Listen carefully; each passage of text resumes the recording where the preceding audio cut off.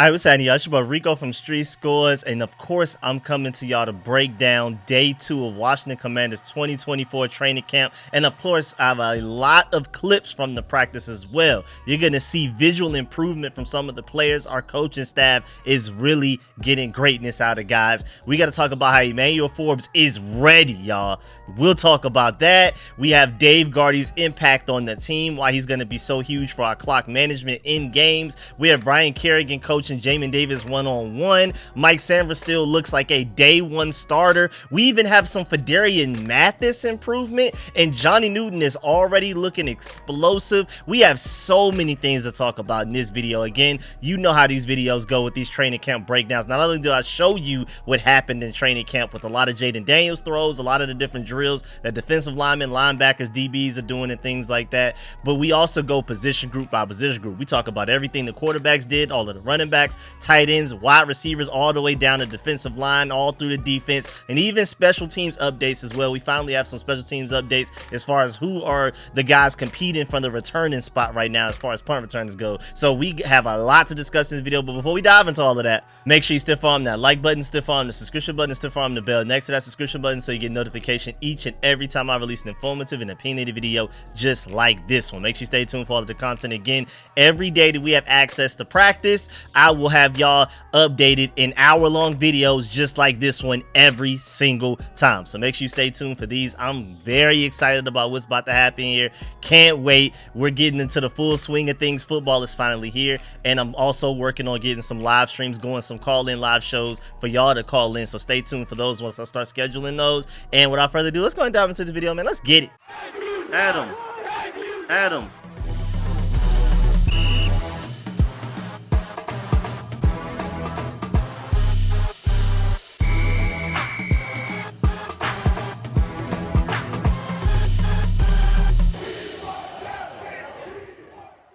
All right, so before we even dive into practice, just to let you know, it was a 9 a.m. practice, no pads still. We're not going to have pads for a little while, just to let you know. But the temperature was really good, cloudy in the upper 70s. Great environment for some football, especially in towards the end of July. I mean, that's all you can ask for. No rain, but cloudy, and it's still only in the upper 70s. Also, Mitchell Rails was at practice today, just to remind you, just to keep y'all updated on the random individuals that attend practice that may not have anything to necessarily deal with what we're doing on the field wise. And then also day 2, we have Bryson Tremaine is the first guy that made it onto the practice field for the first day of the 2024 Washington Commanders practice, training camp practice. Now day 2, you have Jaden Daniels and Sam Hartman basically side by side, neck and neck. I mean, it's basically like a picture finish right there to tell who actually walked onto the field first. But either way, both of those guys were the first guys out of the locker room and everything entering the field. Bryson Tremaine yesterday, Jaden Daniels and Sam Hartman today. Also, referees were at practice today again, so that's 2 of 2 so far. Hopefully that's every single day of training camp, because again, like I've said in other videos, you don't want to be practicing one way and then find out in the preseason or even as late as the regular season that the way you've been doing things is technically illegal according to the rules. So now you're getting illegal man down the field penalties all over the place. You're getting illegal motion before the snap penalties all over the place. All kinds of things. So you want the referees who are fully aware and fully knowledgeable of the entire rule book the NFL has going on at every practice possible. So shouts out to that. And I'm pretty sure our boy Dave Guardi's pulling strings around there. I feel like if there were ever a time that we were able to have referees at every practice, is after you bring in a guy like Dave Guardi from the NFL league office, and that's literally his area of expertise. So if anybody in the NFL has any pool that works for any NFL franchise, it would be Dave Guardi to allow us to have that. And we're going to do a really deep dive into Dave Guardi a little later before we actually get to the actual practice. And then injury update wise, we don't really have anything except for some positive news that Johnny Newton looks really good out there. He looks very explosive. As you can see in this clip right here, I mean, I'm watching and I'm like, what injury? 2 injuries, 1 injury to each foot. And it doesn't really look like it to me. I mean, for a guy that was just on the NFI list, just placed on it, not even just on it, but just placed on it, what, 7 days ago, and now he already looks like this. I'm expecting him to be huge, a big impact player for us, not only in the preseason, but even as soon as week 1 of the regular season. I'm thinking he's going to go out there and maybe even get a sack week 1. I'm that confident in his ability, the rotation that he's going to have with Jonathan Allen and Daron Payne. So even though we're going to talk a little bit more about him when we get to the actual defensive line portion of this video, because again, we break down by position group the whole way down, starting with the offense all the way down to the defense and special teams. But just an injury update wise, the only real thing I could even scrape at, and this is a great thing, good thing that we don't have any. I hope that we don't ever have to talk about injuries every day that I do these training camp breakdowns. Hopefully there's never an update, ever. But the only thing I could really scrape for was the fact that Johnny Newton doesn't even look hurt. That was really the only thing I had. Now let's talk about the coaches, especially some important things that Dan Quinn said before the practice. Well, before we even got to before the practice, Ron Rivera had an interview with Adam Schefter that came out last night,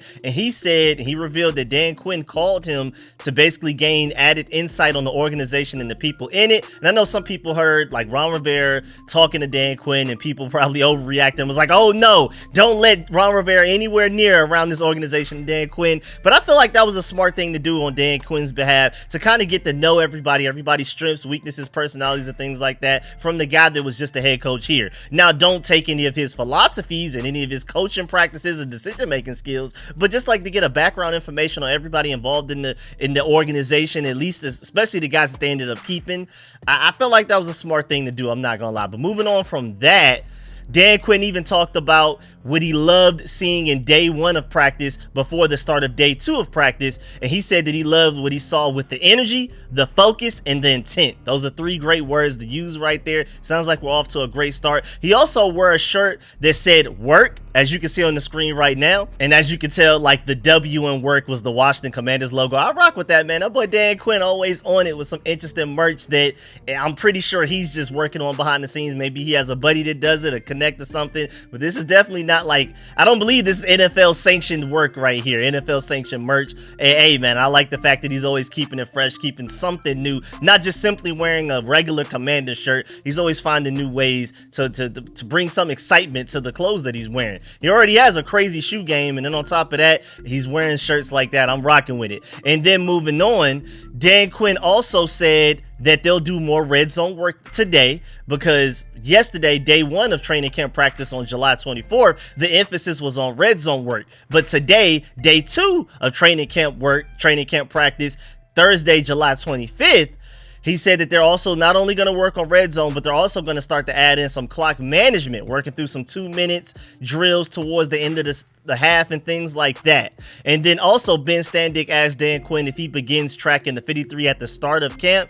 And he says not really in the way that people on the outside might, but he tells the staff to monitor growth over time. So basically, by the time we get to the 3rd preseason game, for example, it's not like an overweighted moment with the final decisions. They're tracking growth. It's not just what you do in that final preseason game, it's how you did throughout the whole thing. It's not like we just have a final exam at the end of the preseason. There are several quizzes and tests and exams all throughout the process, and you need to have basically the higher overall grade to make the team by the end of it. It's pretty much the best analogy I can give of the thinking that he's talking about. And also, as far as roster composition, Quinn said that his evolution from his previous head coaching gig is seeking players capable of contributing in multiple ways, like linebackers who can play edge and all kinds of things like that. And of course, when people hear those types of things, they think position flex, which kind of scares us fans, but Ref the District brings up a great point. Ron Rivera is the one that made position flex a cringy word amongst his fan base, but it's really a trait that all coaches love, covet, and look for in players. So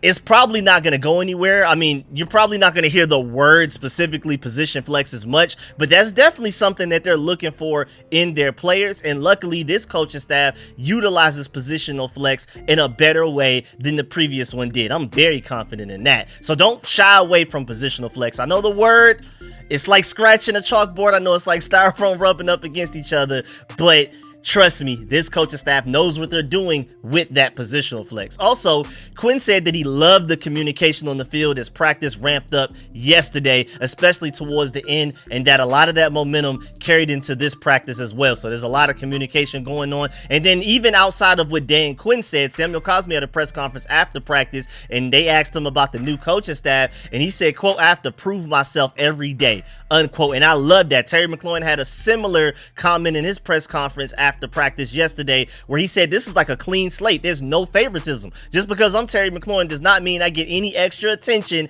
or any extra favors in any way than any other receiver on this team right now. And Sam Cosme is said that he has to prove himself every single day, even though he's already arguably the best player on the team. And I love the fact that this coaching staff is treating these players like this. They're going to all hold each other accountable. I love it, love it, love it. Now, Dave Guardi wise, Dan Quinn said about Dave Guardi, whom they hired in the offseason, he will be in the press box during games to help with game management. That's big time. We already knew some of this, but Dave Guardi will assist Dan Quinn with game time management situations from upstairs on game day. Guardi is a highly respected former NFL headquarters executive hired this offseason. Y'all already know I've talked about him in several videos. I even did like a full 30-40 minute video breakdown on just who he is and what he's bringing to the table for the Commanders and why he's one of the most underrated hirings of this entire offseason from the Commanders. And basically every practice going forward, because of the Dave Guardi influence, there will be some time management scenarios for him to get better at it, for the team to get better at it as a whole, to develop that chemistry there to where they know each other ins and outs, weaknesses and strengths, what's situational football wise, what are our best options based on certain situations. I like it. And then also Sam Fortier pointed out the fact in an article in the fall, when you're freaking out about a challenge or a timeout or something, remember the name Dave Guardi. And referring to their article, they said game management process. Dave Guardi, a new hire from the league office, has the title of Senior Vice President of Football Initiatives, which means he'll be in the booth handling game management, a large mandate that includes replay and timeouts. During practice Thursday, Guardi roamed the field with his papers, jotting down notes and talking to referees. He'll be on the headset with Coach Dan Quinn on game days, and I'm very optimistic about this. First of all, you know the logic when you're already one of the worst, all you could do when you're at the bottom is go up. The only thing you could do when you're the worst is get better. Just naturally by default, even if you aren't that much better,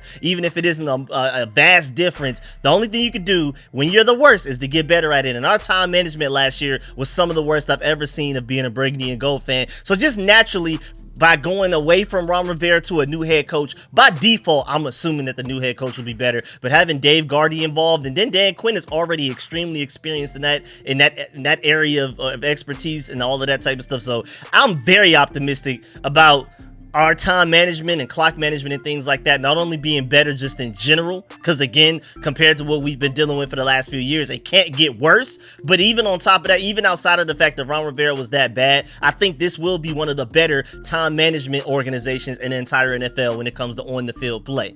And then also, before we get to the practice, you already know we had the super duper bag drill to start practice to get everybody hyped. You have the players, you have the coaches, everybody's hype and excited. They're always playing some type of music to get everybody hype as well. Again, this seems to be a thing that we're going to do every day in practice, not just rookie mini camps, not just voluntary OTAs, not just mandatory mini camps, training camp as well. I'm curious to know as to whether they're going to do this during the regular season before every practice as well. Is this just going to be every Commanders practice, no matter what? This is what they're doing.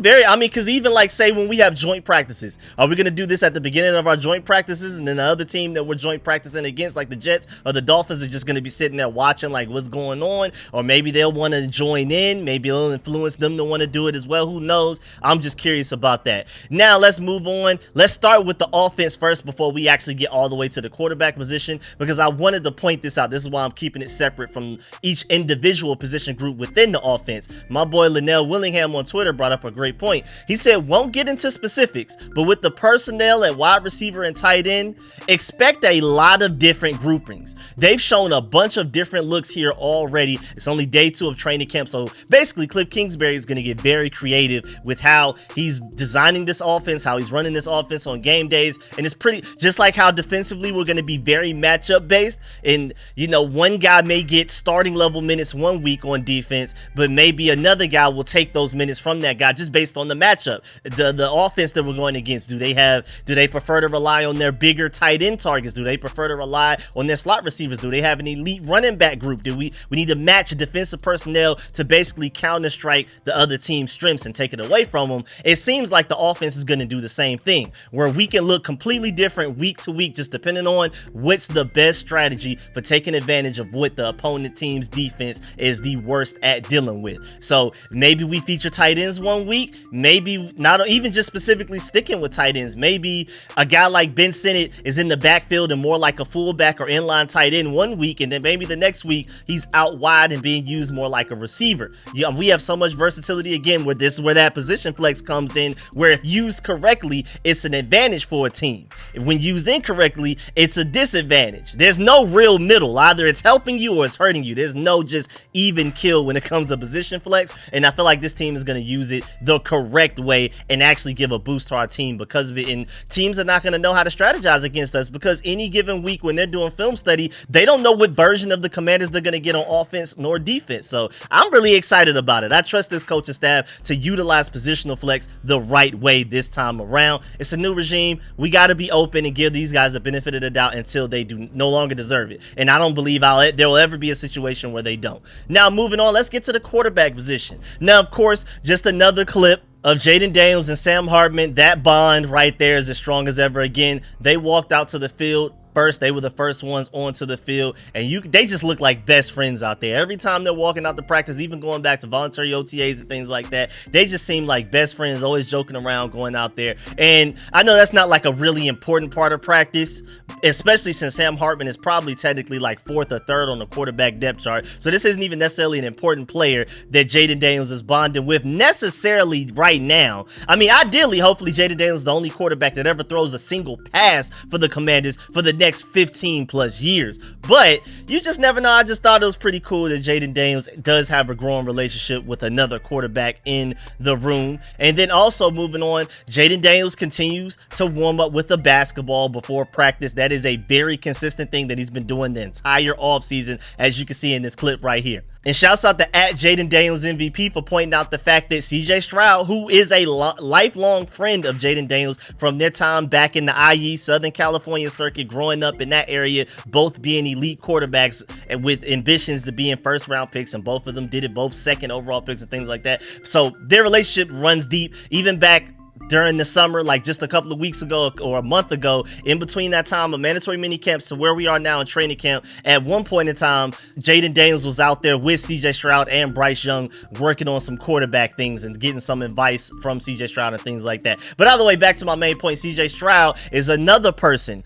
that warms up with the basketball before practice, and he's coming off of one of the best rookie seasons of all time. So, hey man, Jaden Daniels, whatever habits CJ Stroud has, you need to have those habits as well. Remember, back in mandatory mini camps and voluntary OTAs, another similarity that Jaden Daniels had with CJ Stroud was that leading up to before that elite rookie season that CJ Stroud had, him and Tank Dell just had this ridiculous chemistry, and they spent a ridiculous amount of time together, even outside of practice and before practice, leading up to that rookie season. Jaden Daniels and Luke McCaffrey were doing the same exact thing, and I love to hear those parallels right there. Now, also moving on, Dan Quinn spoke on Jaden Daniels before practice. He said, quote, "He's worked exceptionally hard. You're just seeing all of this momentum building for what he can be." So Dan Quinn is very optimistic about what Jaden Daniels is going to end up being. And Dan Quinn also spoke about Jaden Daniels' footwork, and he basically talked about how he made great strides, and you can see it in this clip right here. The footwork looks immaculate. I mean, he already had great footwork coming out of college, and that's another thing. That's yet another trait that Jaden Daniels has that's very similar to CJ Stroud. The one thing that you can argue with CJ Stroud's superpower, like the one thing he's the best at coming out of Ohio State, was elite footwork and mechanics and things like that. Jaden Daniels, you can argue, is the same player, and then he's still even working on that and improving on that, like you can see in this clip right here.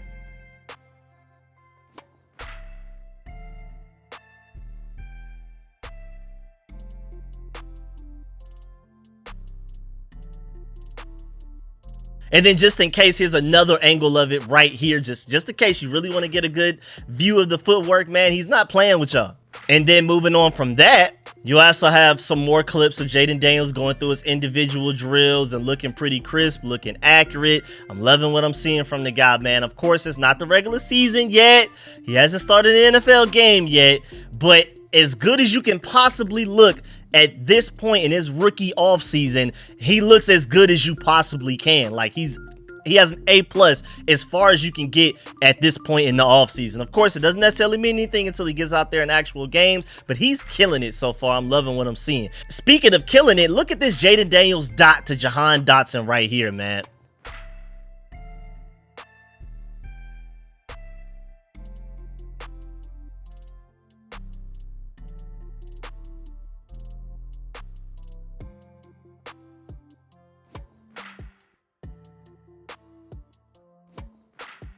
And just a warning, before we dive all the way into the Jaden Daniels information, the first 11 on 11 session, Marcus Mariota was with the starters today.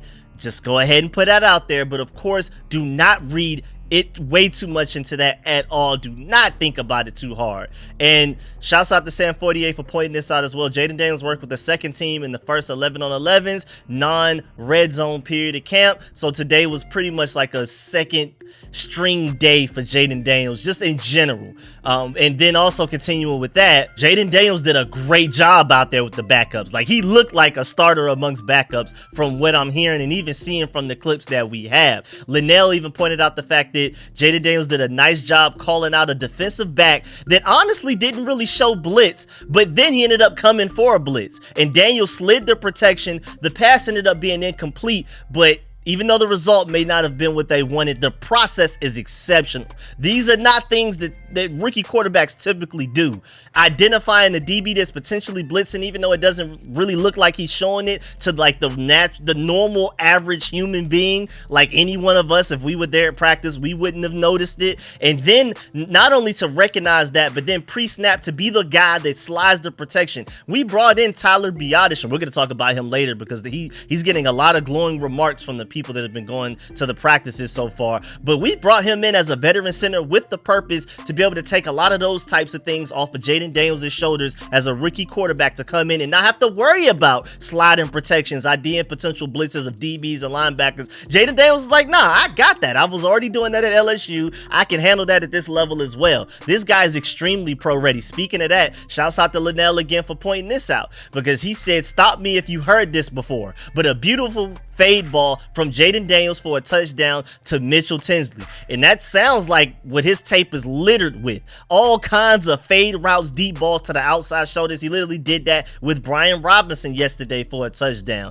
And Nicky Javali even talked about it. Jaden Daniels with another great throw in the red zone, this time in 7 versus 7s, threw a dime to Mitchell Tinsley in the corner of the end zone. I'm sure the team website will post video later. So far they haven't, but it was one of those plays where it's like, that's one of the ones that you post to get fans excited. This guy's elite at the corner fade. He's elite at just the fade route in general. You could argue that he was easily the best at that, not only in all of college football, at the very least in this draft class as well, and that's showing in practices. Hopefully it translates onto the field in actual regular season games at the NFL level. But so far, again, the theme with Jaden Daniels is that he's doing everything you possibly can to be elite at this point. Nothing technically matters yet because he hasn't done it on the NFL field in a regular season game at the NFL level. But up to this point, everything that you can ask of him, he's done that and more. And then Jaden Daniels also finished off his period of red zone drills with a hurry up clock offense, and then ended it with a touchdown pass to Jeremy McNichols. And basically when he was with the second team, it was basically the second team offensive linemen and wide receivers outside of Luke McCaffrey and Zach Ertz. So he had a couple of starters out there with him, but in general, there were pretty much a bunch of backups out there. But Jaden Daniels was sharp on the team's first 2-minute drive of camp.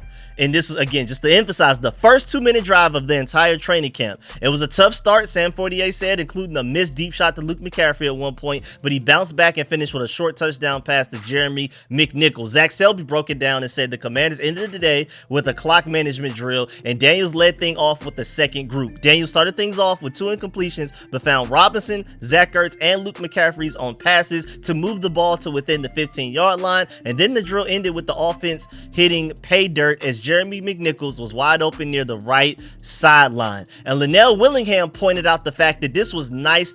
This was a great way to end situational work for Jaden Daniels, because what a lot of other people didn't necessarily notice or at least point out was the fact that in this touchdown to Jeremy McNichols, Linnell pointed out the fact that you saw Jaden Daniels get from his progression 1 all the way to progression number 4, which ended up being running back Jeremy McNichols in the end zone for the touchdown. So this just simply wasn't, just I happened to see Jeremy McNichols, he was open for a touchdown. Great. He went through 3 other options and then got to Jeremy McNichols at the end. And apparently he did it quickly enough to where, because you know how in practice situations, there's like moments where it's like, obviously in an actual game that would have been a sack. You would have never even had time to get that out your hand. But Jaden Daniels is going through his progressions to the point that even in a practice scenario, this would be a great touchdown moment, even in a real regular season game with the timing that he's doing. And Linnell finished his tweet by saying, this kid is going to be really freaking good. It seems like very high praise of the rookie quarterback. And it may even be a situation when you really sit back and think about it, where not only should we not overthink him practicing with the backups, just in general, because he already sounds like the starter. He's already so great at nuanced things, and even better than Marcus Mariota at a lot of veteran nuanced things, which is crazy because he's the rookie, Marcus Mariota is the veteran. But also, maybe they just want the real starting quarterback to gain some chemistry with some of the receivers further down the depth chart. So first of all, they get the chance to show what they can do with the better quarterback, because as a backup wide receiver like a Mitchell Tinsley, you want Jaden Daniels being the guy throwing the ball, because he's the better quarterback than Marcus Mariota. So you're happy about Jaden Daniels being with the backups, but also so that if one of, or maybe even a few of those guys, those wide receivers that are with the second and third strings, actually makes a 53-man roster and ends up actually contributing on Sundays, whether it's due to injury or whatever, Jaden Daniels would already have some rapport with those guys dating back several months, rather than us just trying to expedite that process with him finally getting some throws to the backup receivers midway through the season or something, if there's some type of injury or something like that. You just never know. It's just better to be prepared. So I understand, again, don't overthink it. It's probably situational things like that. And then also, Zach Selby pointed out the fact that at a certain point in practice, Daniels completed all 4 of his passes in a series to Davis, to Luke McCaffrey, to Tinsley, and then Austin Eckler. All of those guys had receptions, no incomplete passes. And I'm also hearing that Marcus Mariota had a pretty good day from the different reports and clips that I saw, but I don't feel like it's really worth talking about extensively. I mean, ideally, again, Marcus Mariota, none of these other quarterbacks outside of Jaden Daniels ever even throw a pass for us in a regular season game.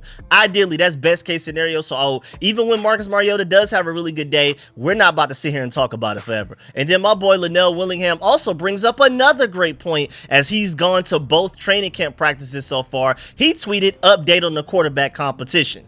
One thing that stood out from yesterday and today, Jaden Daniels getting the ball out a lot quicker compared to even veteran Marcus Mariota, who has been forced to hold on to the ball and get into scramble drill situations. And he finished the tweet by saying, good decisiveness from the rookie. So again, just to further back up my point that I've been saying. Yeah, Jaden Daniels may be out there with the backups at times, but this is just more of like a rotational thing just to see how everybody works. It could be chemistry building with some of the receivers further down the depth chart, whatever it is. But at the end of the day, Jaden Daniels is already better than Marcus Mariota at the things that Marcus Mariota, when in doubt, should be better at than Jaden Daniels. Like, as the veteran, of course Jaden Daniels can have the stronger arm. He could be the more mobile. He could be the more naturally talented guy. But at the end of the day, Marcus Mariota, as the veteran backup quarterback, should at the very least be better than Jaden Daniels at going through his progressions, getting the ball out quicker, sliding protections and things like that. It's amazing that Jaden Daniels is already ahead of him in those nuanced veteran ways. So it's really no quarterback competition, to be completely honest with you, but Dan Quinn and those guys are going to try to flood it out as long as they can, because they want competition at every position group, and they don't want to just hand Jaden Daniels the job. Even though he's already earned it, they're still going to probably wait it out a little bit more. And then Linnell also had another great tweet. He said another thing that has stood out with Jaden Daniels is his use of the hard count. It was the second straight day that we've seen him draw the defense offsides during situational work. You know how beneficial that is? First of all, we can already skip the discussion about how a rookie quarterback is already doing things that even a lot of veteran quarterbacks never master. Only the best hard count quarterbacks typically get defenses to draw off sides very often. Even beyond that, just like, let's ignore that. You know how useful that is, just regardless of Jaden Daniels were a rookie or not. how useful that's going to be in games. I mean, 3rd and 2, you could draw a defense off sides. Now you have the first down for free. You know how monumental that's going to be? Now you get at least a minimum of another 3 plays at a chance of scoring some points. I mean, those are the type of small things that add up and make big impacts on the team, man. I'm telling you. So is it safe to say that Jaden Daniels was the most pro-ready quarterback from this year's draft? I don't know, man. It may be that time to start talking about it. And I've realized we're already 30 minutes into the video and we still haven't even talked about any other position group other than quarterback. Well, let's get to it. Let's get to these running backs because I can talk about Jaden Daniels all day. But I tried to shorten it as much as I can to show y'all as much as I can and talk about as much as I can without Jaden Daniels alone being an hour long. Let's get to these running backs. I'm hearing that Austin Ekeler is looking great out there. Like he found the fountain of youth and he looks better than what he's looked like the past couple of years that he played for the Chargers where he wasn't as good. I'm hearing that he's looked shifty. At a certain point, he took a handoff, made a few jukes, and gashed the defense for a pretty big gain. And then also, Linnell pointed out the fact that he said 2 quick observations. First of all, one of them was that Nick Allegretti had a false start. So it's kind of like, yeah, we're going to put that at the back of our mind for now. We're not going to harbor on that too much. But his other observation was that you can see the burst and vision of Austin Ekeler even without the pads. Because, of course, run blocking, really any blocking at all offensive line wise is hard to evaluate until we get out there with the pads. We're fully padded and we're in full contact practice. And run game especially is really hard to simulate a real run game scenarios for both the offense and the defense until we get out there with those pads and we're really hitting in full contact. But Linnell is basically saying that even without those things, without the fully pads, without the full contact, Austin Ekeler still looks like a true threat out of the backfield. I'm really excited to hear that. And then Zach Selby also pointed out the fact that there was another really nice play when we did 11s on 11s. Brian Robinson caught a really good pass from Jaden Daniels, was able to score a touchdown. And I mean, that chemistry is clearly building right there. Jaden Daniels to Brian Robinson for a touchdown has been an everyday occurrence so far in training camp through the first 2 practices that we had. Is that an unstoppable connection building right there? Seems like every day we have a Jaden Daniels to Brian Robinson touchdown. What's going on? What's actually going on here? And just in case if y'all are wondering, Zach Selby said there's no true starting running back right now in the Commanders backfield this year. As Austin Ekeler and Brian Robinson have really presented as more of like a duo as opposed to a starter and a backup. Not only does Eckler's presence help open Washington's playbook, but Quinn also believes that it will help elevate Brian Robinson's skill set. I love that. Thank you for that update, Zach Selby. That's what I kind of pictured in my head, but for somebody that's actually there at the games, talking at the practices, talking to the coaches, talking to the players, to get confirmation that it will be like a 2-headed monster rather than like a 1-2 punch where there's a clear starter and a clear backup. I'm very excited about that. I love the fact that they're pretty much dead even. Now moving on to the wide receivers, and this came from yesterday. And since we didn't get to talk about it yesterday, I wanted to make sure I pointed it out today. That Kazmir Allen has been making noise in practice. I believe he had 2 touchdowns yesterday from Jaden Daniels alone. Just in the first day of training camp practice, 2 touchdowns. So watch out for Kazmir Allen, because this is also a guy that's competing for the starting punt return spot as well. And if he's making plays like that as a wide receiver, that's going to increase the chances that they give him opportunities as a punt returner. Because if you can do both, then that just saves us another spot on the roster. If we have a true punt returner that can also contribute as a receiver on offense, that's going to increase his chances of making his team vastly. For whatever reason, Ron Rivera and company didn't feel like he was ready to make the team.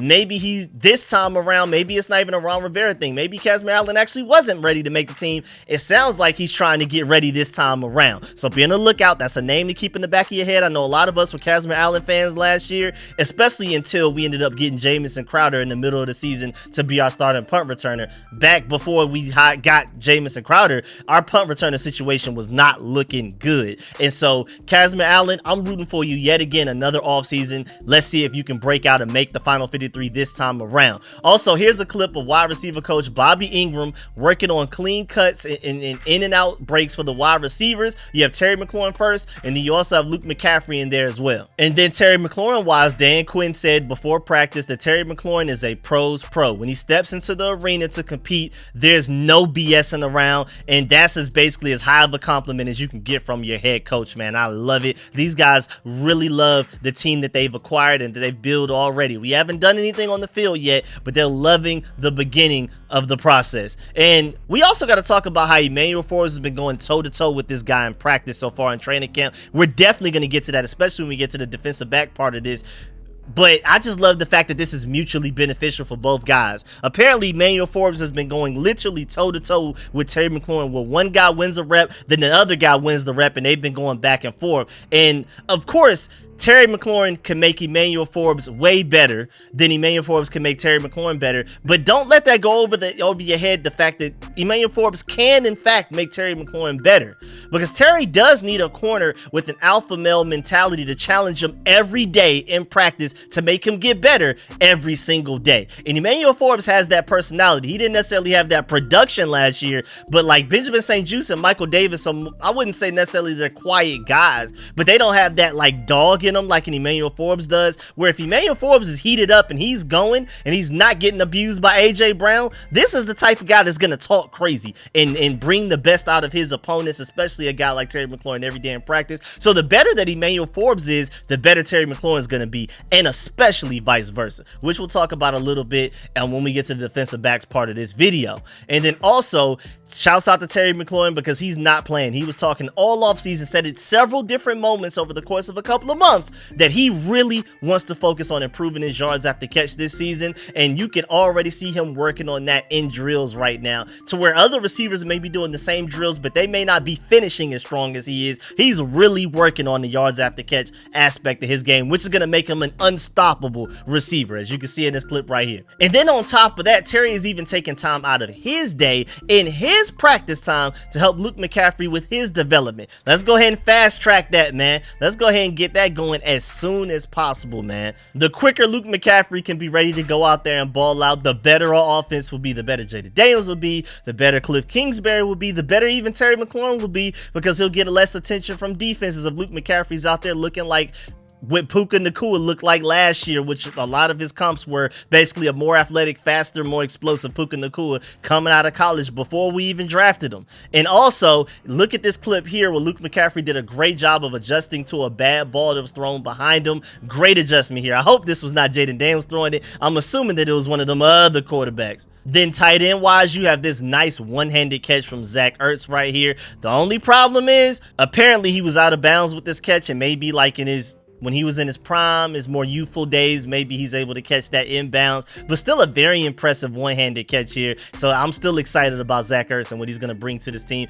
And then you also have a Cole Turner clip right here as well, just so you remember he's on the team. Now, of course, I'm waiting on Armani Rogers news and clips every single day. I don't think anybody in this fan base is a bigger fan of Armani Rogers than me, man. I think he literally has Darren Waller when healthy and not acting out off the field level potential. I think he literally could be the non-off the field concerns and healthy version of a Darren Waller in his prime. I think he has Pro Bowler written all over him. And I remember in voluntary OTAs and mandatory minicamps, we were hearing and seeing some things about him making plays. Haven't heard anything yet so far the first 2 days of OTAs, but that's probably just because reporters aren't necessarily focused on that. They're more so focused on Jaden Daniels, Johnny Newton coming back from injury, Emmanuel Forbes, Jamin Davis. We're going to talk about all of those guys later as well. I need somebody to put that microscope on our mind. If I were able to go to one of these practices, if I was able to fly out there to Virginia and watch one of these practices, best believe my eye would be on Armani Rogers every time he's out there doing anything. Y'all best believe y'all would get like 15-20 minutes of Armani Rogers content in these breakdowns. I wish somebody else had the same love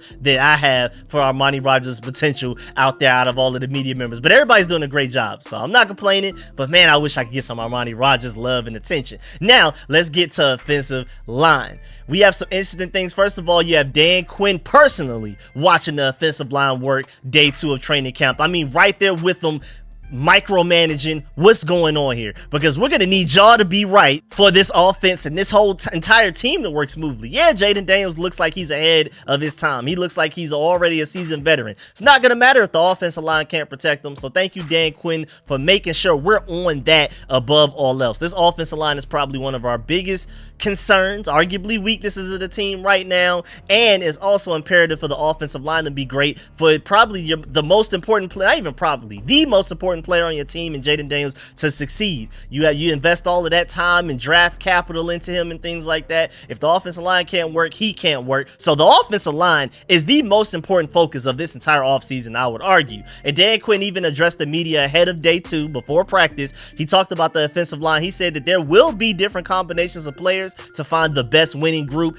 Do what you got to do, but hurry up and try to figure that out as quickly as possible, because like we talked about, first of all, in several videos and over the course of several years, but especially even just yesterday in my day 1 breakdown of training camp practice, I talked about how chemistry is probably the biggest factor into how well the offensive line performs on Sundays.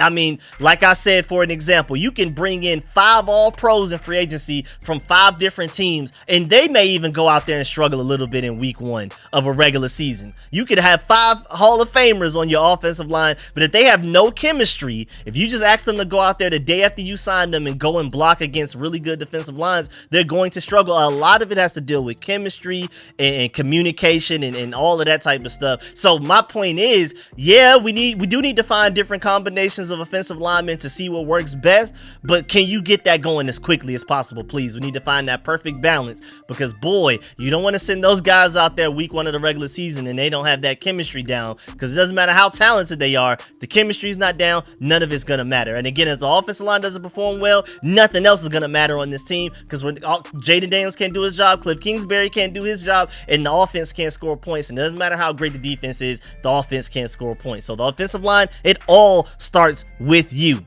And then also, you have the offensive line working on their explosive first step. I'm liking it, getting arms into position, as you can see in this clip right here. And people are saying that center Tyler Biadasz was a force in the middle of the Commanders' offensive line, especially today, day 2 of training camp practice, Thursday, July 25th. On one play near the start of practice, the center sealed off the defensive tackle, which cleared the way for Brian Robinson to scamper for a really good gain. Watch out, Tyler Biadasz, one of the most slept on offseason signings that we had. A lot of people forget, because we have a star-studded cast of Jeremy Chin, Frankie Louvu, Bobby Wagner, and these guys. Don't forget Tyler Biadasz. All right, y'all. And then also, I'm seeing that Brandon Coleman is getting some compliments, and that is, yo, if there's one player that I could just pay to become a 99 overall today, it would probably be Brandon Coleman, because I'm confident Jaden Daniels is going to be great. But like I already talked about, how the offense, everything with this team starts with the offensive line, and left tackle is arguably the biggest hole we have in our team right now, the biggest question mark. If Brandon Coleman, if I could just pay money for any player on this team to be an instant 99 overall, it would probably be him right now. And the fact that we're hearing compliments about him, that's great news. Hopefully he can be ready to start sooner rather than later. Hopefully he's a week 1 starter. I wouldn't put money on it, but boy, the sooner he starts, the better this offense will be, the quicker they'll be great, and the quicker that Jaden Daniels can trust that his blind side will not be constantly in danger. But Brandon Coleman apparently had a really good rep against Javonte Jean-Baptiste, our 7th round defensive end edge rusher pick that we made in this recent draft. And Zach Selby said that he made the defensive end run the hump and watched them out of the play. I'm loving what I'm hearing from Brandon Coleman. Need to see that building, consistent days, day after day after day, not just a flash one day, disappear for a couple of days. I need Brandon Coleman consistency, growth, development, all of that type of stuff. That's another guy. Monty Rogers is probably in my top 3 players I'll be having my eyes on the most. Brandon Coleman is easily in my top 3 as well. I wish we can get more Brandon, because that is, I can't really stress enough how important Brandon Coleman's development is for the success of this team immediately, especially 2024 wise, but even beyond that. And then also, Linnell said, expect to see this a lot this year. Nice job by the O-line getting out in front and Brian Robinson on the screen pass. Now, I don't know what it was exactly, but our screen game, Eric Bieniemy promised the screen game would be elite. It looked elite when he was helping the Chiefs do it. For some reason, when he came here, it didn't work out. You could blame him, you could blame the offensive line, whatever. It sounds like Cliff Kingsbury is figuring something out with the screen game. Maybe it's because of the offensive line, maybe it's because of Cliff Kingsbury, but either way, that is huge. That is big time. We wanted to do a lot of screens last year. We attempted a lot of screens, but they just didn't work very often. We had great skill position players for them, but between the offensive line, between the timing of the quarterback, Eric Bieniemy, whatever, did not work. I'm loving the fact that I'm hearing that this screen game is already looking pretty potent, because that's going to keep defenses on their toes. And then Samuel Cosme also had a presser after practice, and he is still not playing about running the ball, y'all. He has been one of the main guys spearheading the run the ball movement since Eric Bieniemy was here last year. Samuel Cosme was outspoken last season about the limited emphasis on the running game. He recalled the team was last in rushing attempts and in high end passes. He said, quote, and you saw where that got us, which I thought was hilarious. And he said that running the ball keeps the defense true, and he's completely right about that. Samuel Cosme also says in this presser, quote, I want to be one of the best in this league. I feel like I am one of the best of this league, and I'm going to be dirty. I'm going to be nasty. Excuse my language, but I'm not going to take S word from anybody. Unquote. Love that quote from him. I mean, first of all, pay him now. I mean, he's only going to get more expensive. He was the best player on this team last year, I would easily argue, and he's on track to at least make the Pro Bowl this upcoming season, with even people like Pro Football Focus already giving him ridiculous praise, saying that he's going to be a top 3, top 2 guard in the NFL already this upcoming season. He may even make an all-pro team this year, like second team or something like that. Pay him now before it's too late, because today's price will not be tomorrow's price. I'm telling you that right now. And then also, before we move on to the defense, Samuel Cosme talked about Jaden Daniels, and he said that he is, quote, not a look at me guy, unquote. And he also said, quote, he could be like that, but he's not. He's earned the respect from a lot of the guys around the building, unquote. That's very high praise of Jaden Daniels. That is fresh air. I mean, I already knew that about Jaden Daniels even before we drafted him, but to hear players feeling the same exact way about him, the fact that he's not a center of attention guy, he's like the perfect balance of leader, confident, but also still humble and wants to share the spotlight with everybody. He's like the perfect balance of all of that. Beautiful. Now let's move on to the defense, and before we dive into every position group on the defense, let's talk about this and look at this from the defense overall. So you have this drill right here where JP Finley points out in this clip. So how do you practice tackling without tackling? Again, no pads, no full contact. Cool drill here to show you how you can do so. Coaches keep yelling, track that hip as the ball carrier comes through the split. So we're working on aim, we're working on timing, and of course we'll work on more power and all of that type of stuff once we actually can go through with it and do full contact. But until then, we're doing everything that we can to simulate real situations. I love it, man. Great coach in there. Now let's move on to the defensive line.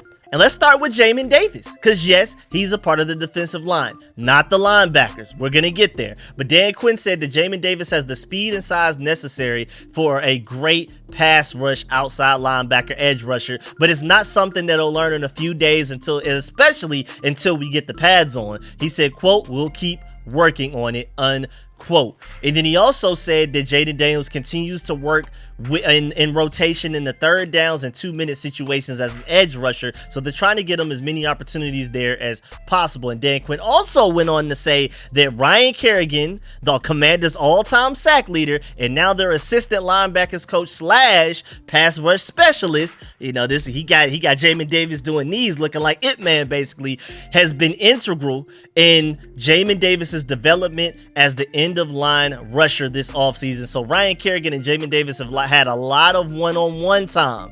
Dan Quinn said, quote, Ryan and Jamin are closely connected because when you have to play more than one position, there's a burden, and Ryan has been integral for that, unquote. So shouts out to Ryan Kerrigan. If we see Jamin Davis burst onto the scene, you could give Ryan Kerrigan a lot of the credit. I'm hoping that happens. And so just in case if y'all were not keeping up with my updates during voluntary OTAs and mandatory minicamps, just like I'm doing now with these breakdowns of every practice, Jamin Davis is pretty much a full-blown edge rusher right now, but like in an outside linebacker role / title, not a full-blown 4-3 defensive end that needs to be like 280 or something like that. No, he's not that, but he is an outside linebacker edge rusher. Think more like of course I'm not saying he's literally these guys, but think role-wise, play style-wise, Von Miller type of guys, those type of guys, maybe like a TJ Watt-ish, not necessarily like a Chase Young or a Montez Sweat or a JJ Watt, those really big defensive ends.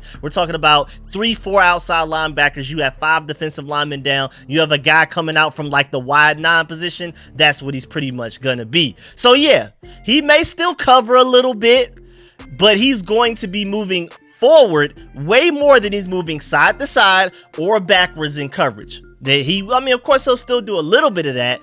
It's not like all you do is rush the passer. Even as a defensive tackle, that's not all you do. You still got to stop the run, but he'll be doing a lot more going after the quarterback and trying to get into the backfield than he ever did in any previous year that he's been here. Now let's move on and also talk about Phidarian Mathis. Did not expect any Phidarian Mathis news today, but Dan Quinn even said before practice, talking about Phidarian Mathis, quote, "I've been really impressed with Phil. He's just a guy that's not going to miss this opportunity," unquote. So basically there was a situation where Phidarian Mathis, for whatever reason, was experiencing some travel issues, and Dan Quinn basically praised him for finding any way that he could to get here to camp. And so basically Dan Quinn, that also made him happy, and he talked about the fact that there's like a theme going around here that players are doing whatever it takes to be here and to get better every day, and Phidarian Mathis was one of those people.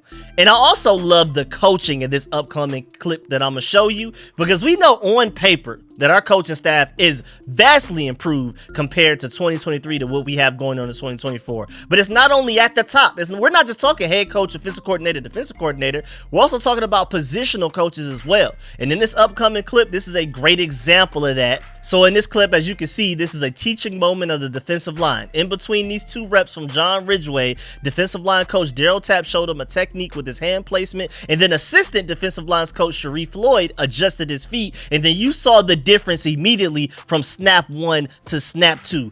Big time difference, the explosion and the power that he got off of it. And shouts out to Rigo's Rag, because he brought up a great point out from this clip. People forget that Sharif Floyd was a dog at Florida, and his early days with the Vikings as like, and especially a part of their defensive front. And basically it was just a shame that injuries ruined it all, because this could have been a really good, very memorable defensive lineman, but injuries kind of ruined that career, as that happens with a lot of athletes. But he's taking that elite potential from being a defensive line player to it's translating to him as being a potentially really good defensive lines coach. And again, you're seeing the improvement from these players, because it wasn't even just John Ridgway. Here's this clip right here. John Com tweeted, this was from day 1 with Johnny Newton, so this was yesterday technically, but indicative of the work, coaching pointers, and Ridgway walks over to say a couple of things. Saw John Allen do the same thing as well, couple of reps, and clearly the second one is better. You're seeing all across the board with the defensive linemen in just these couple of clips that we're seeing guys one rep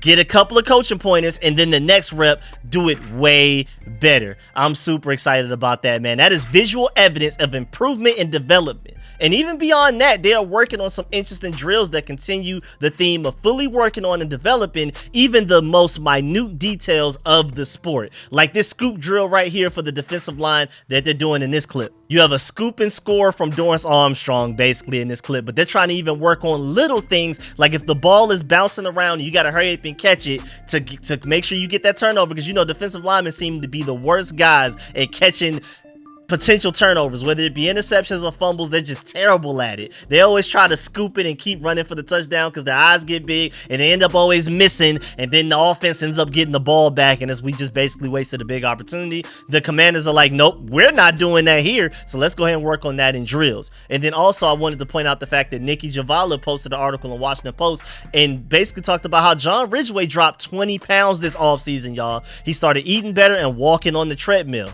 Quote, Action Bronson does that stuff. He was a big dude and lost a bunch of weight, so I said, let me try it, unquote. And Action Bronson being his inspiration is very random, but shouts out to Action Bronson, man. Sounds just like Ghostface Killer from Wu-Tang. Shouts out to Action Bronson, man. Now moving on to the linebacker position, you also have Bobby Wagner working on hands and flipping his hips and things like that, and you can tell that he's the leader during these drills as well, as you can see in this clip right now. Also want to add to the fact that Bobby Wagner was officially ranked 59th in the top 100 players in the NFL. We have 3 players. I may do a whole separate video on this. You have Jonathan Allen, Bobby Wagner, and Terry McLaurin in the top 100. So that's 3, and I'm pretty sure that's it. I don't think when they reveal like the top 40, we're going to have anybody else, but I'll take it, man. You never know. Maybe Frankie Louvu's in there. You have people out here saying that Frankie Louvu is the second best linebacker in all of the NFL, so we'll see. Speaking of Frankie Louvu, shouts out to Sam 48 for this clip. And with this clip, he tweeted, I'm telling you right now, Frankie Louvu's going to be a problem, and I agree wholeheartedly. I'm right with those people saying Frankie Louvu is going to be one of the best linebackers in the NFL, especially in this scheme. He was over there carrying the Carolina Panthers, having to worry about other people's responsibilities because the talent around him wasn't that great. Now you have Bobby Wagner on one side, you're going to have Jordan McGee on the other, who I'm extremely high on, we're about to talk about soon. Frankie Louvu only has to worry about doing his job. He's playing behind a better defensive line as well.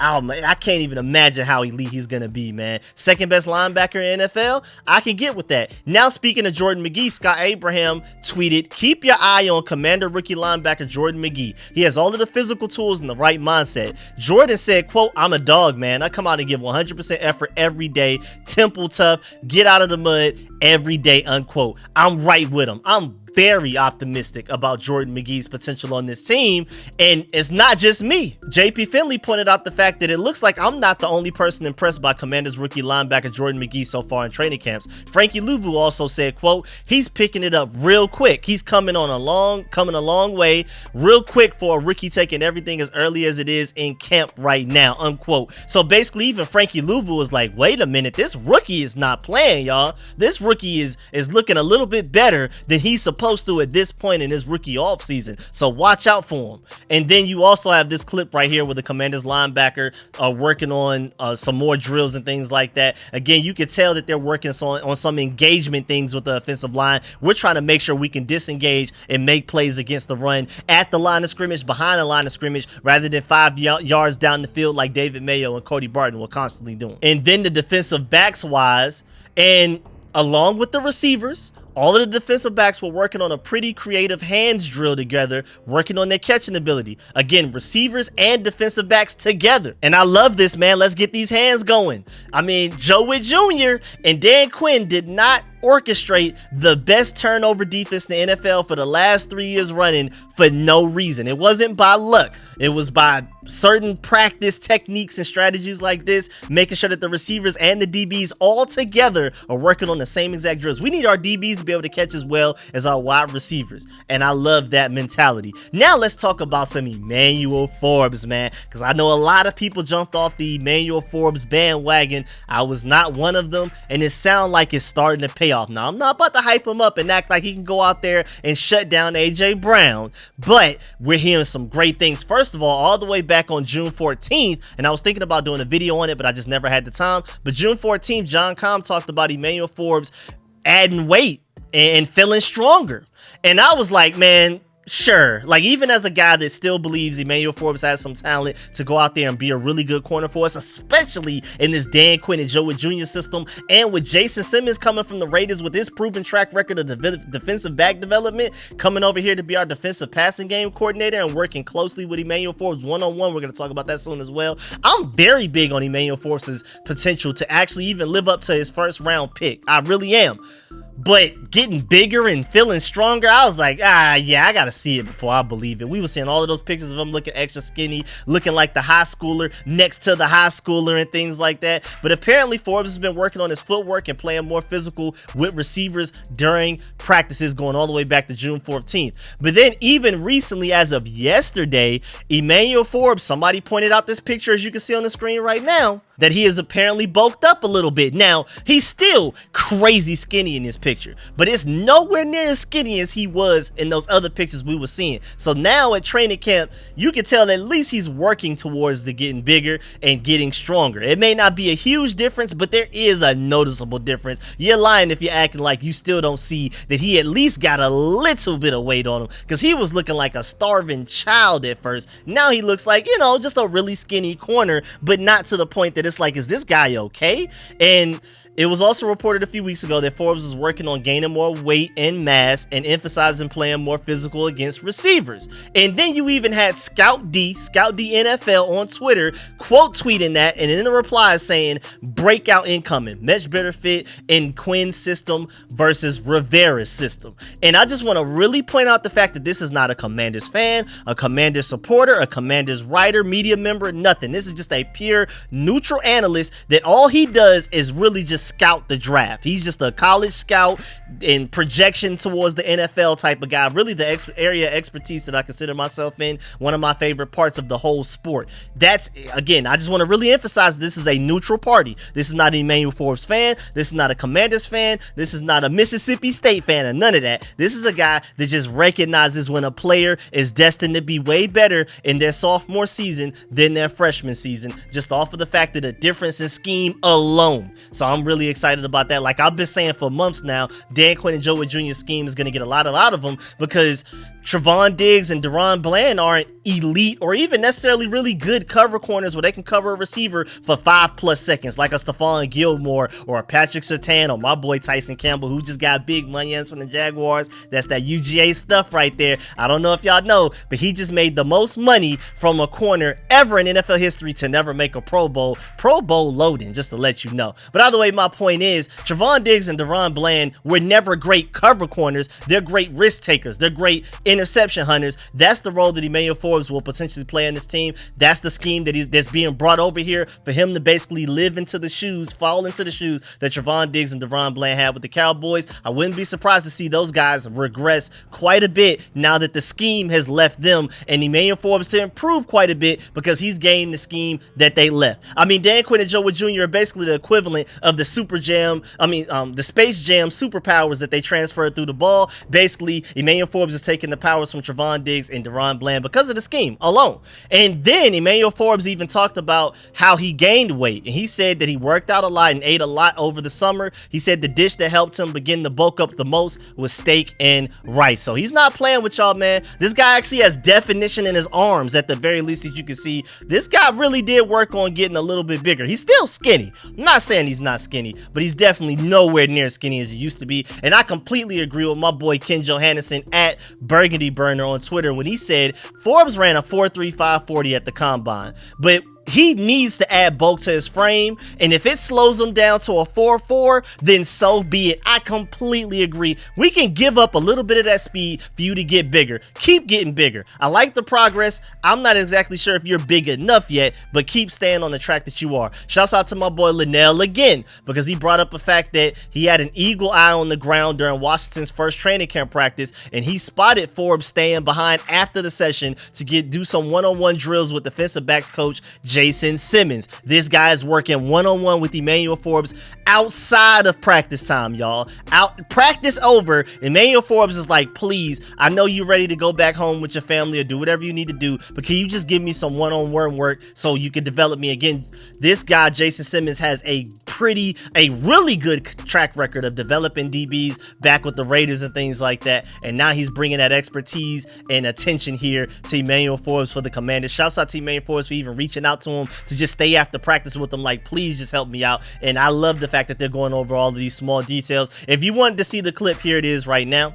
And shouts out to Ben Standig, because on July 12th, he put out an article talking about Emmanuel Forbes, and he pointed out the fact that Commanders defensive passing game coordinator Jason Simmons began homework in Emmanuel Forbes before he even got hired by the Washington Commanders. As the Las Vegas Raiders defensive backs coach and passing game coordinator, Simmons studied incoming prospects ahead of the 2023 draft, and Forbes, of course, set an NCAA record with 6 of his 14 career interceptions returned for touchdowns while at Mississippi State. And he said, quote, everybody loved the playmaking ability, unquote, that Simmons recalled when talking about Emmanuel Forbes. Again, so he already knew about Emmanuel Forbes. He was already on his radar. He was already intrigued by the potential of coaching him before he was even hired by the Commanders. Now he's hired by the Commanders and even taking time out of his day outside of the allotted practice time to help Emmanuel Forbes get better. I love it. Now, staying with Emmanuel Forbes, him and Terry McLaurin had a big little back and forth today in practice at one point. One play, Emmanuel Forbes had a really nice break on a ball that was intended for Terry McLaurin, broke it up, locked him down. But then the very next play, Terry McLaurin got it back in blood on a deep shot from Marcus Mariota where he beat Emmanuel Forbes. I don't know where the safety help was, but either way, Terry McLaurin beat him. And then Emmanuel Forbes made up for it with the pass breakup on Terry McLaurin 2 plays after that. So some great back and forth there. And Linnell even pointed out the fact that Emmanuel Forbes has been battling with Terry all practice, both getting the best of each other at times. Second year corner looks much improved, and that's big time. And Rigo's Rag even pointed out the fact that this is exactly who he needs to be lined up against every single play. We need Emmanuel Forbes versus Terry McLaurin all training camp. We want you against the best receiver we have to offer, so that when we go against these other great receivers in the NFL during this regular season and potentially postseason, we need you to be ready. And again, like I talked about earlier, iron sharpens iron, because not only is Terry McLaurin making Emmanuel Forbes a better corner, but if Emmanuel Forbes brings that dog mentality to him and he's getting the better of Terry McLaurin some plays and then talking like he's gonna talk, like I know he likes to talk, that's gonna make Terry McLaurin even better as well. They're both making each other better. I love it. And then also, this is Emmanuel Forbes, not the only DB that's impressing the coaches. Dan Quinn said that Mike Sainristil, the rookie, has exceptional quickness, said that he and Daniels are more mature than the average cat, but he said that they both have humility on top of that as well. And basically, to me, it sounds like those are two day one starters. If you ask me, Jaden Daniels and Mike Sainristil, the biggest compliment that you can give them is their maturity. All I hear is two starters. And then Dan Quinn also said that those two will kick A-Word for a long time. So he's very high on two of his top 3 draft picks from his first year of being a Commanders head coach. And then David Harrison on Twitter also pointed out the Commanders rookie Mike Sainristil getting some reps in punt return drills as well. He had a fun drill with the gunners coming down, and then a second wave of defenders behind them working on returners, evading initial pursuits and things like that. Jamison Crowder looked the best out of the bunch, of course, unsurprisingly, but Mike Sainristil was also getting some of those reps. Remember, Mike Sainristil was a receiver until just 2 years ago. It's amazing that how instinctual he is right now and how ridiculous his ceiling could be, because he was a wide receiver from Michigan until just 2 years ago. So it's really not that much of a surprise that he's one of the punt returners when we're doing special teams drills. Speaking of that, let's move on to special teams away from the defense. The guys that were catching punts during special teams drills, we just mentioned Mike Sainristil. Of course, you have Jamison Crowder, who right now, if I had to pick, if we had to go play a game tomorrow, it's probably a starting punt returner. But then you also have Dax Milne involved. You have Demir Bird.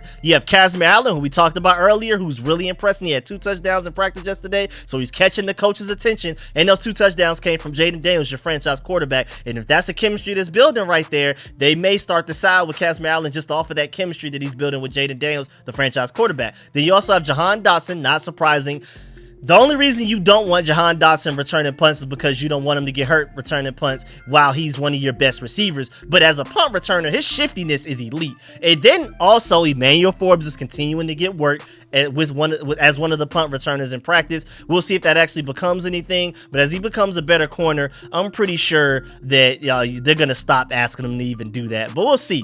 And then also, before we get up out of here, I have some notes after practice as well that I want to talk about, but I don't know if y'all saw that whole Brian Robinson situation with the bizarre video. I'm not going to talk about it or address it. I just want to throw that out there, that is something that exists. I'm not going to talk about it because that's not something I would recommend for any of y'all to go look up, because it was really weird and random, but I feel like it's something that needed to be addressed on this channel. And then also, lastly, before we for real get up out of here, I'm loving what I'm seeing after practice, y'all, where people are staying after practice for more work and communication. Even again, outside of the allotted practice time, these guys are putting in work. We already talked about Emmanuel Forbes getting Jason Simmons and pulling him to the side and asking him to take time out of his day that he could be spending with his family to just please help me get better, even outside of the time that we're supposed to be practicing. But even on top of that, you have Terry McLaurin and Cliff Kingsbury talking to each other after practice and really like going back and forth with some ideas and things like that. We need that. Then you also have Jonathan Allen and defensive lines coach Daryl Tapp chatting after practice, discussing some things.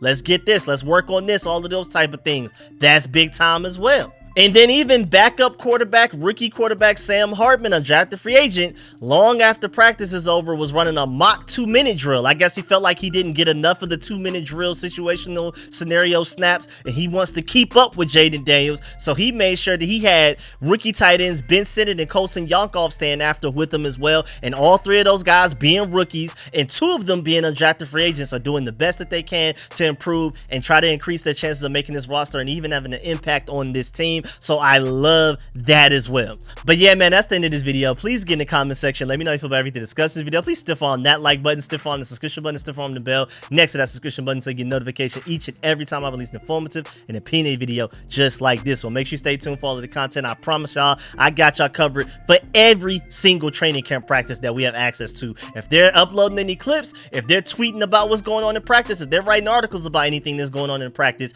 best believe I have y'all covered every single day. I know my videos come out later, but that's because, I mean, my videos be an hour long and I don't play about making sure I try to find any little bit of information in every little clip I can. So that's why my videos come out much later. But as long as y'all can stay patient and stay tuned, I got y'all covered with videos just like this every single practice day. I really appreciate y'all, man. I really do. Make sure you do not leave this video without leaving a like. Of course, make sure you leave a comment in the comment section how you feel about everything discussed in this video. Let me know if you agree or disagree with any of my points. Let me know if I didn't talk about any particular point long enough. Like, do you feel like I should have talked about Jamin Davis as an edge rusher longer and gone further in depth in that? All of that type of stuff. So let me know how you feel about everything so far in the training camp. Are you very optimistic so far through 2 training camp practices? Does it increase your optimism as far as how many wins we can get this first season under a new regime? All that type of stuff. Are you more excited about Jaden Daniels' chances of being a CJ Stroud type of rookie, having that level of a rookie season? All of that. So let me know how you feel about the potential outlook on this team,